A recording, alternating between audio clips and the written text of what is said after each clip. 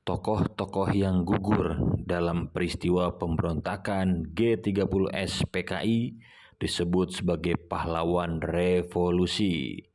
Ini merupakan gelar kehormatan bagi para korban dalam pemberontakan Gerakan 30 September 65 oleh Partai Komunis Indonesia. Adapun para tokoh pahlawan revolusi terdiri dari para petinggi Tentara Nasional Indonesia, Angkatan Darat, dan beberapa korban lainnya. Penetapan tokoh yang gugur dalam G30S PKI sebagai pahlawan revolusi ini berdasarkan keputusan Presiden. Lantas, mengapa disebut sebagai pahlawan revolusi? Berikut adalah alasannya.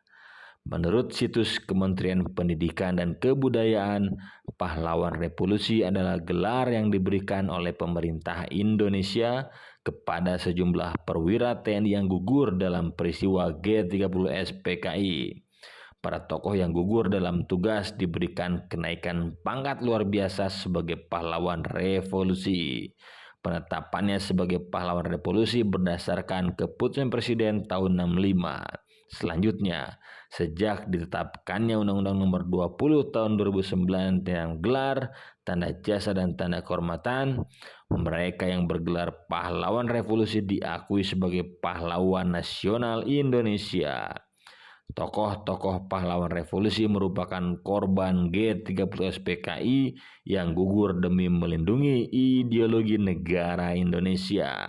Dalam sejarahnya, mereka diculik dan dibunuh, lalu jasadnya dibuang ke sumur tua yang kini dikenal sebagai Lubang Buaya.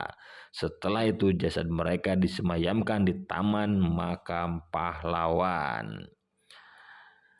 Ada 10 tokoh yang diberi gelar pahlawan revolusi Indonesia. Yang pertama adalah Jenderal Anumerta Ahmad Yani.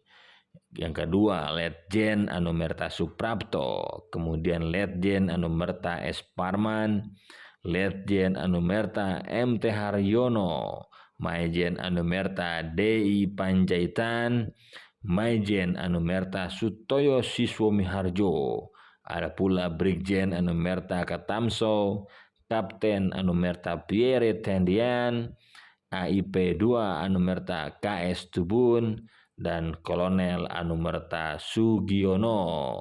Sebagai informasi, 7 dari 10 tokoh pahlawan revolusi tersebut merupakan petinggi TNI. Sosoknya diabadikan dalam bentuk monumen Pancasila Sakti yang disebut juga sebagai Monumen Pahlawan Revolusi. Monumen ini dibangun dalam rangka mengenang jasa mereka dalam peristiwa kekejaman G30S PKI.